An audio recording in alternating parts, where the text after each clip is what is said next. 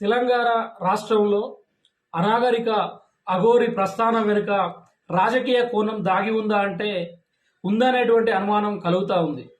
ఈ అనాగరిక అఘోరి తెలుగు రాష్ట్రాలలో సంచలనం సృష్టిస్తూ ఉంది.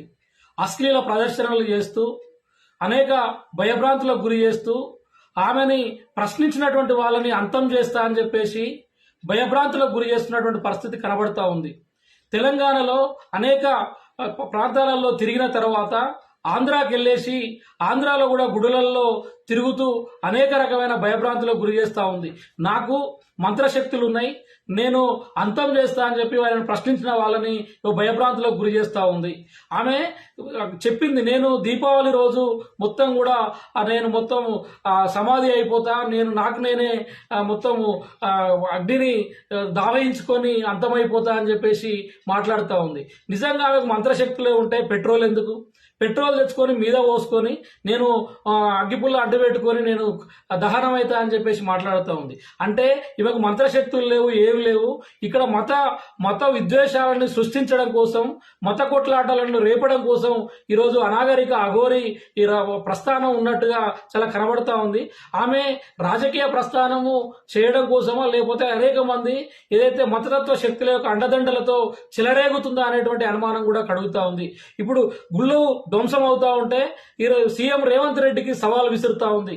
సీఎం రేవంత్ రెడ్డిని అంత చూస్తా, నువ్వు కుర్చీలో ఎట్లా కూర్చుంటావో, నువ్వు కుర్చీ దిగేంత వరకు కూడా నేను నిద్రపోను అని చెప్పేసి మాట్లాడుతూ ఉంది. అంటే ఇట్లాంటి ఒక రాజకీయ సంచలనాలను రేపే విధంగా ఆమె యొక్క మాటలు చూస్తూ ఉంటే ఈమె ప్రస్థానం వెనుక రాజకీయాల యొక్క నాయకుల యొక్క అండదండలు కావచ్చు, మతతత్వ శక్తుల యొక్క అండదండలు ఈమెకు చాలా స్పష్టంగా ఉన్నట్టుగా కనబడతా ఉంది. ఈమెకు నిజంగా మంత్రశక్తులే ఉంటే ఆమె దీపావళి రోజు మరణిస్తానన్నటువంటి ఆమె మరణించకుండా ఈరోజు అక్కడ అనేక ప్రాంతాలలో సంచరిస్తున్నటువంటి పరిస్థితి కనబడతా ఉంది.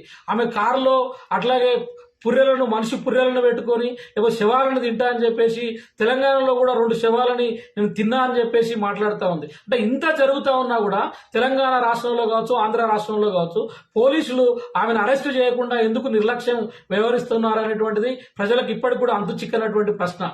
ఎందుకంటే మంత్రశక్తులు ఉన్నాయని చెప్పి మాట్లాడుతూ ఉంది, మూఢనమ్మకాలని ప్రేరేపిస్తూ ఉంది, అనేక మందిని భయభ్రాంతులకు గురి చేస్తూ ఉంది, మాట్లాడుతున్నటువంటి వాళ్ళని నేను అంతు చూస్తా అని చెప్పేసి ఆమె లాంగ్వేజ్ చూస్తూ ఉంటే చాలా స్పష్టంగా ఆమె వెనుక రాజకీయ నాయకుల యొక్క అండదండలు అట్లాగే మతతత్వ శక్తుల యొక్క అండదండలు ఉన్నట్టుగా కనబడుతూ ఉంది. ఇది తెలుగు రాష్ట్రాల్లో అనేక రకాల ఇబ్బందులకు గురి చేసేటువంటి అంశం. కాబట్టి ఇప్పటికైనా తెలంగాణలో కావచ్చు, ఆంధ్రలో కావచ్చు, పోలీసుల యొక్క నిర్లక్ష్యం చాలా స్పష్టంగా కనబడుతూ ఉంది. ఆమె భయభ్రాంతులకు గురి చేసి మంత్రశక్తులు ఉన్నాయంటే కూడా ఎందుకు అరెస్టు చేయలేకపోతున్నారు అనేటువంటిది ఈరోజు ప్రజల నుంచి వెల్లుబుక్కుతున్నటువంటి ప్రశ్నగా ఈరోజు మిగిలింది.